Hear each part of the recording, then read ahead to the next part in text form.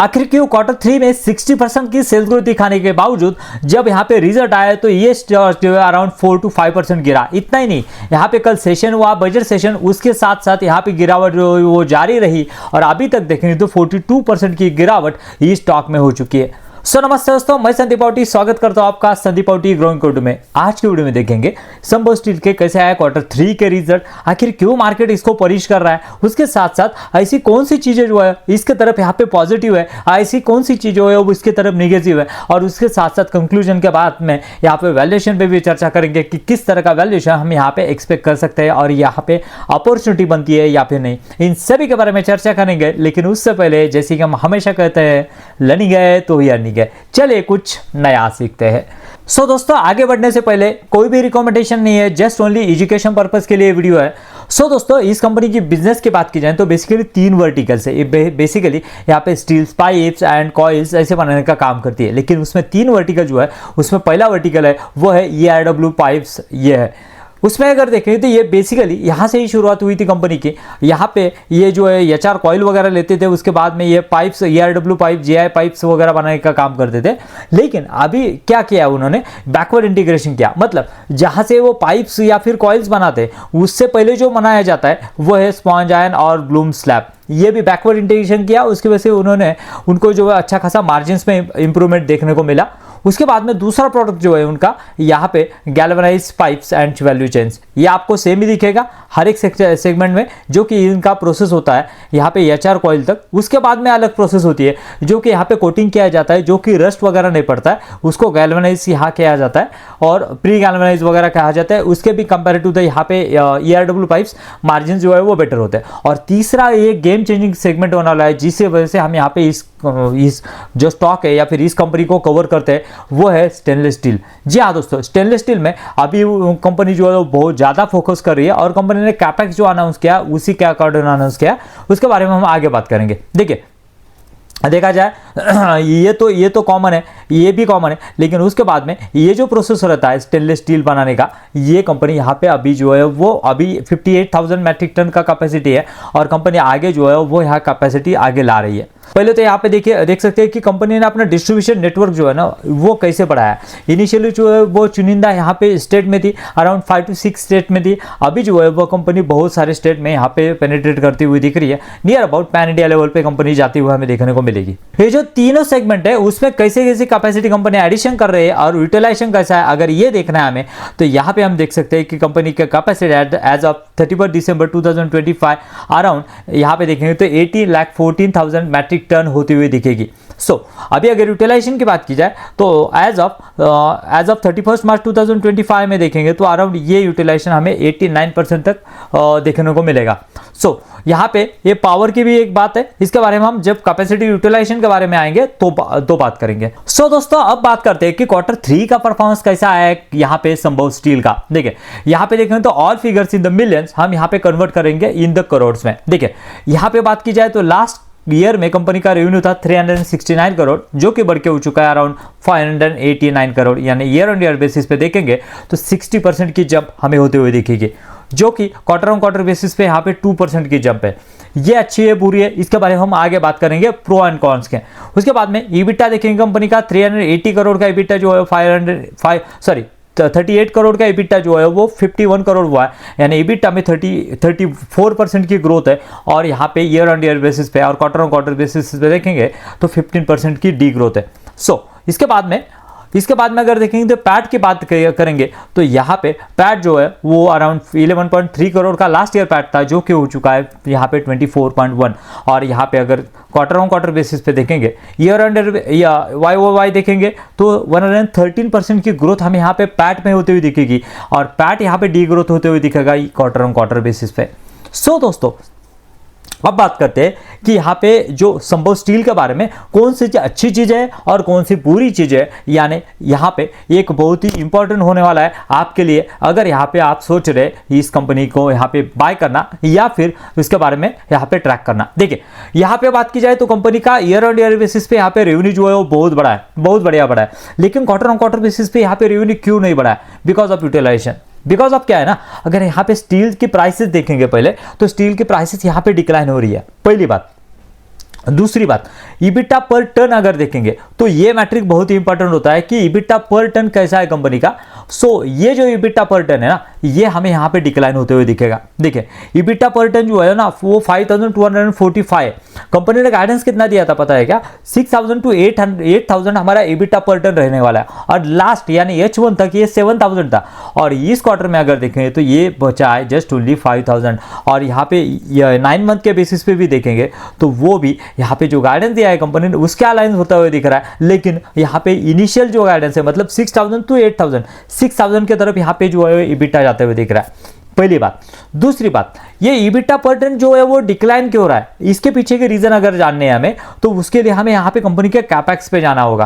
Company ने capex से around कितना 935 करोड़ का यहाँ पे कैपेक्स जारी किया है, उसी के अकॉर्डिंग यहाँ पे कंपनी जो है वो यहाँ पे काम करते हुए दिखेगी आपको। यहाँ पे देख सकते हैं कंपनी का ग्रीनफील्ड जो है, ग्रीनफील्ड एक्सपेंशन ला रही है कंपनी एट द Q4 2027 तक। सो इसके अकॉर्डिंग यहाँ पे दो प्लान जो है कंपनी एग्जीक्यूट करने को देख रही है। देखिए यहाँ पे देखेंगे तो पहला जो है उनका अराउंड 25 मेगावाट का यहाँ पे कैप्टिव पावर प्लांट। मतलब क्या है, बेसिकली आप देखेंगे ना तो कोई भी स्टील कंपनी है ना उसको सबसे ज्यादा किसी की जरूरत पड़ती है ना तो वो है आयरन ओर और यहाँ पे कोल या फिर पावर, इन दोनों की सबसे ज्यादा जरूरत पड़ती है। और यहाँ पे देखेंगे तो कंपनी का सब मैक्सिमम खर्चा जो है वो पावर के ऊपर होता है। सो इसीलिए कंपनी ने क्या किया ना, यहाँ पे रिन्यूएबल एनर्जी से यहाँ पे कंपनी चाहती है कि हम यहाँ पे पावर जनरेट करें, और 25 मेगावाट अगर हम यहाँ पे जनरेट करते हैं तो कंपनी का कहना है कि हम यहाँ पे पर मेगावाट अराउंड 2 करोड़ यहाँ पे बचा सकते हैं पर ईयर। मतलब क्या है दोस्तों, यहाँ पे कंपनी का कहना है कि पर ईयर हम यहाँ पे 50 करोड़ की यहाँ पे जो है वो सेविंग कर सकते हैं। और अगर आप यहाँ पे देखेंगे तो कंपनी का पर ईयर का जो खर्चा है वो कितना है, यहाँ पे देखेंगे तो एक्सपेंसेस जो है वो अराउंड यहाँ पे 1900 करोड़ है। यानी 1900 करोड़ में अगर यहाँ पे 50 करोड़ भी कम हो जाते हैं तो बहुत बड़ा यहाँ पे जो है वो मार्जिन एक्सपेंशन के लिए स्कोप बचेगा, पहली बात। दूसरी बात, दूसरा जो एक्सपेंशन करनी है कंपनी तो उसमें अगर देखेंगे तो वो है कंपनी का SMS hot role mills HRAP lines. मतलब क्या, इसलिए पहले तो कंपनी ने क्या किया था ना, टारगेट किया था अराउंड 1,80,000 मैट्रिक टन जो है वो कैपेसिटी हम यहाँ पे CR और SS दोनों में लाएंगे। लेकिन अभी क्या किया कंपनी ने, लास्ट क्वार्टर में प्लान चेंज किया कि हम ये पूरी कैपेसिटी जो है ना वो SS में लाएंगे। SS में लाने का मतलब क्या है, बिकॉज आप यहाँ पे ईबिटा पर टन देखेंगे ना तो अराउंड 14 to 15,000 पर टन यहाँ पे ईबिटा पर टन रहता है। सो ऑब्वियसली अगर यहाँ पे इसका रियलाइजेशन ज्यादा होगा, इसका कंट्रीब्यूशन ज्यादा होगा, जो अभी अराउंड 58,000 है वो बढ़ के हो सकता है यहाँ पे अराउंड 1 लाख, यहाँ पे हमने कहा कि 1,20,000 प्लस ये मतलब 1,60,000 तक यहाँ पे जो है वो उसका रियलाइजेशन जा सकता है। ऑब्वियसली ईबिटा पर टन बढ़ेगा, उसके मार्जिन बढ़ेंगे, और उसके रेट भी अगर देखेंगे ना, ERW कॉइल के जो रेट होते हैं अराउंड 50,000 पर मैट्रिक टन उसका रेट होता है। उसके साथ साथ GP के देखेंगे तो अराउंड 70 तक रहते हैं, और इसका अगर देखेंगे तो 304 अगर ग्रेड देखेंगे तो 1,50,000, अगर उससे ज्यादा वाली ग्रेड है तो अराउंड 1,86,000 तक भी यहाँ पे जो है उसके रेट चले जाते हैं। और 202 में देखेंगे तो 1,25,000। मतलब ये बाकी के जो उसके प्रोडक्ट है ERW उसके साथ साथ GP उससे ज्यादा यहाँ पे जो है उसमें जो है मार्जिन रहते हैं। सो इसीलिए ये जो यहाँ पे जो कंपनी कैपेक्स कर रही है उसके लिए अराउंड टोटल खर्चा आने वाला 935 करोड़। उसमें से कंपनी का टारगेट है, उसमें से 935 में से 810 करोड़ जो जाने वाला है वो जाने वाला है यहाँ पे आपका ये SS का जो प्लांट होने वाला है इसके लिए, एंड 125 जो जाने वाला है वो जाने वाला है कैप्टिव पावर के लिए। और उसका कंपनी जो है वो यहाँ पे फंडिंग कैसे करने वाली है, कंपनी का कहना है कि अराउंड 600 करोड़ का यहाँ पे हम डेप लेंगे।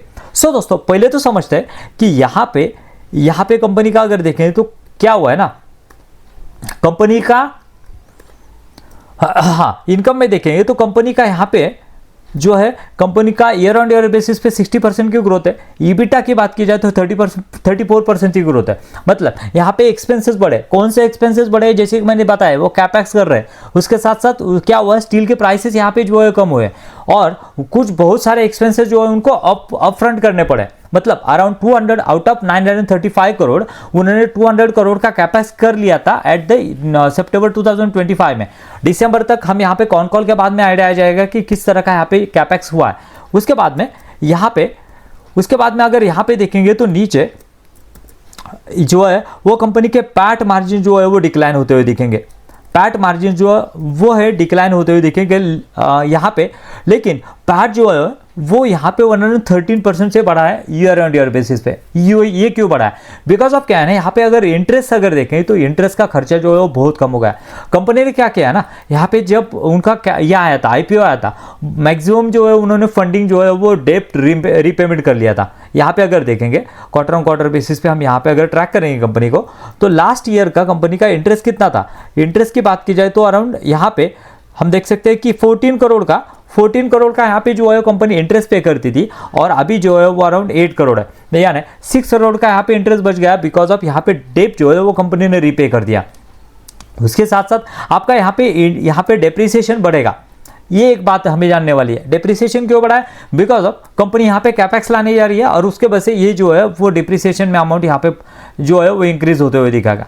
उसके साथ साथ कंपनी का अगर यहाँ पे डेप्ट टू इक्विटी देखेंगे, डेप्ट टू इक्विटी कितना है? 0.22 कंपनी का डेप्ट टू इक्विटी है। कंपनी का कहना है कि हम जो कैपेक्स लाने वाले हैं ना, वो कैपेक्स में यहाँ पे अराउंड 600 करोड़ का डेप्ट लेंगे, और अराउंड बचा हुआ जो है वो जो है 335 करोड़ हम यहाँ पे इंटरनल एक्रोल से करेंगे। इंटरनल एक्रोल के लिए कंपनी के पास कैश है क्या, वो देखना जरूरी है। तो कंपनी के पास कैश है क्या, ये देखने के लिए हम यहाँ पे देख सकते हैं कंपनी के पास इनफ कैश अवेलेबल होते हुए दिखेगी 127 करोड़। और बाकी का भी हम यहाँ पे बैलेंस शीट के ऊपर देखेंगे तो बैलेंस शीट में भी रिजर्व जो है वो कंपनी के पास कितने हैं, तो वो है अराउंड यहाँ पे देख सकते हैं 683 करोड़। और बोरिंग जो है वो यहाँ पे कंपनी ने बहुत सारी घटाई है। हम यहाँ पे IPO के बाद में यहाँ पे देख सकते हैं 358 करोड़ का बोरिंग जो है जस्ट ओनली 62 करोड़ बचा है। सो दोस्तों कंक्लूजन क्या निकल के आता है, यहाँ पे अगर देखेंगे तो पहले तो डील देखते हैं कैसी यहाँ पे बनती है। सो देखिए यहाँ पे अगर देखेंगे तो स्टॉक का PE 224 का है, और पेग रेशियो हमें नेगेटिव होता हुआ दिखेगा बिकॉज ऑफ यहाँ पे ये कंपनी पहले लॉस मेकिंग होती थी, अभी जो है प्रॉफिट में यहाँ पे चली गई। सो दोस्तों कंक्लूजन यही है, कंपनी के स्टील के प्राइसेस यहाँ पे गिर रहे हैं, उसके बाद में यहाँ पे कंपनी का EBITDA पर टन जो है वो गिर रहा है। इन दोनों के वजह से यहाँ पे कंपनी के मार्जिन्स के ऊपर प्रेशर आए, मार्जिन्स के ऊपर प्रेशर आने की वजह से यहाँ पे कंपनी का स्टॉक यहाँ पे डिक्लाइन करता हुआ दिखेगा। सेम सिनेरियो टीना रबर के बारे में हुआ था, लेकिन टीना रबर जो है वो यहाँ पे एक्सटर्नल सिचुएशन में फंसा था, लेकिन ये जो है वो मार्जिन एक्सपांशन के सिचुएशन में फेज में जा रहा है।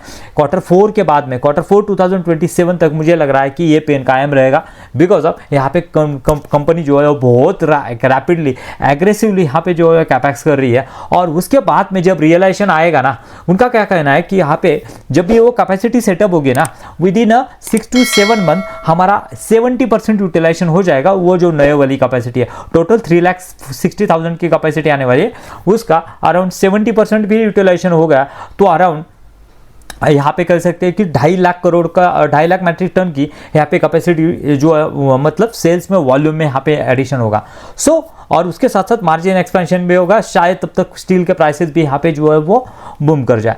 सो दोस्तों इसके लिए ट्रैक करना होगा, ट्रैक करने के लिए चैनल को सब्सक्राइब कीजिए बिकॉज ऑफ इस कंपनी को यहाँ पे हम हमारे वॉच लिस्ट में रख रहे हैं बिकॉज ऑफ ये एक हाई ग्रोइंग कंपनी है। बिकॉज ऑफ बाकी के अगर प्लेयर देखेंगे ना, जैसे अपोलो ट्यूब्स हो गया, JSL हो गया और बाकी हरिओम पाइप्स हो गए, उनके वॉल्यूम में इतनी ग्रोथ नहीं है जितनी कि यहाँ पे संभव स्टील के वॉल्यूम में ग्रोथ है। और वॉल्यूम के साथ में अगर यहाँ पे वैल्यू भी आ गई ना, जैसे कि हम कहते हैं कि यहाँ पे स्टेनलेस स्टील की भी यहाँ पे वैल्यू आ गई ना, तो बहुत बड़ी यहाँ पे रीरेटिंग हो सकती है, यहाँ पे मार्जिन एक्सपेंशन हो सकते हैं।